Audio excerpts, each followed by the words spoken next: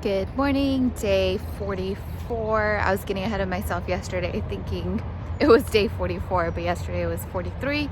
Just getting my morning workout in. Finally caught a little break in the rain, but it's a beautiful day, a little chilly out. And we're gonna just go after day 44. All right, guys, have a good rest of your day, and I'll be back with you guys later. Hi guys. All right, so day 44, just wrapping up my night with the reading of The Wealthy Gardener. Something really cool happened today. I got a package in the mail, and this was so amazing.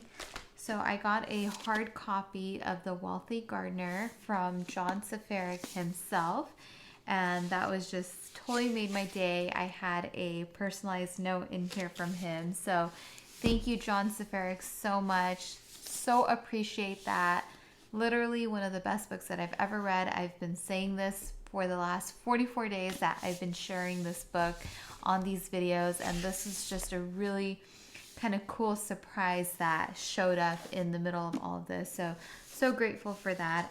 Definitely going to cherish this. And on that note, I will jump into tonight's reading of The Wealthy Gardener. We're on lesson 4.30, and this is called The Sixth Sense.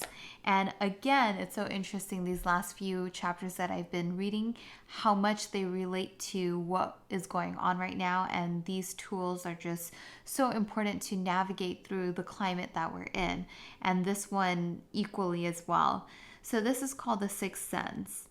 Best to avoid financial setbacks, pondered the wealthy gardener, and run when something doesn't feel right. Warnings exist in feelings of discord for those who pause and listen to their intuition. Only a fool ignores their intuition. When you sense a bad feeling about a direction, don't dismiss it as a trivial detail. I've never seen good things happen when one ignores a troubled sixth sense. And it's interesting because I've had, doing Turo, you oftentimes have feelings about certain renters where you get a bad feeling. And in my experience, I've almost never been wrong about a gut feeling turning out into a bad experience. And I actually had one of our hosts in the community from New Orleans reach out to me and recently tell me about an experience that he had. He has a fleet of Audis out there. I think they go by the NOLA group. Sorry if I said that wrong. And he had a renter who the communication was just really bad, wasn't really making too much sense. And after really communicating back and forth with the renter, he decided to cancel the reservation. And then I think it turned out that there was something really bizarre about the guy after he contacted Turo support. So that gut feeling, I think, is definitely prevalent when you're doing something like Turo and dealing with renters. And over time, the more and more you do it, the more you get better at sensing what type of people you're dealing with. So definitely follow that gut feeling. The sixth sense, a feeling of resonance or discord after weighing the known facts. The sixth sense can warn us of impending dangers in the future to help us avoid financial setbacks. Throughout the years, I have learned to consult my inner guidance as an internal red light or green light. It's the subtle feel of resonance with a decision, a mild discord or inner peace surrounding a choice.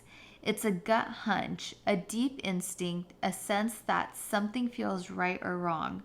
Resonance is a vibration of a sixth sense or an inner perception. And this is, you experience this in so many things, whether it's relationships or maybe a move that you're going to make in business or a life decision. I think a lot of people will soon, here in the next couple of weeks, experience something like this as well, as people get to sort of retreat, what we talked about in the last chapter, from their sort of normal pace of life and their jobs and their home with their families.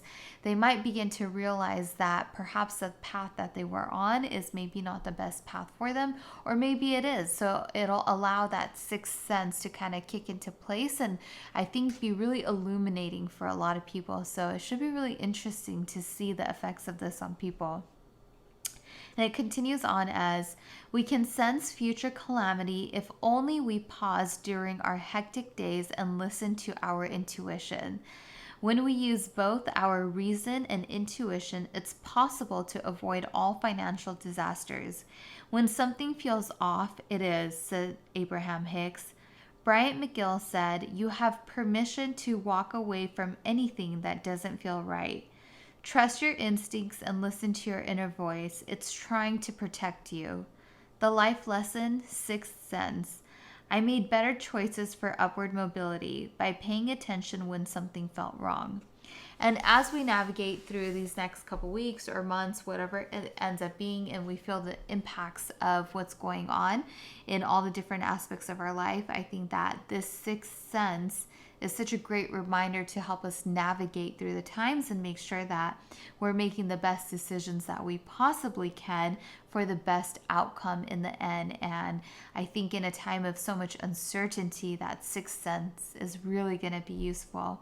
And on that note, that is it for day 44. That was lesson 4.30 and 6 cents. And thanks again, John Safaric, for my copy of The Wealthy Gardener. It's probably the coolest thing I've ever gotten, and I so appreciate it. And for anybody that might be stumbling upon this video who watches my Turo videos, I would highly recommend that you go back and watch all of these videos that I've made for the 75-day challenge, because every single lesson that is discussed in this book, The Wealthy Gardener, it literally applies to building the foundations that you need when you're doing something like Turo, or with really anything, any business, any line of work. It just gives you all the tools to optimize what you're doing and to have the best outcomes, and really mentally have the right type of mindset for whatever it is that you're doing. So I really cannot recommend this book enough, The Wealthy Gardener by John Safaric. I have a link to the book on Amazon in my description down below. And if you're curious about more details on the 75-day challenge, you will find that link in my description as well. And on that note, that is it for me. Take care, you guys. Stay healthy, stay safe, and good night. Bye, guys.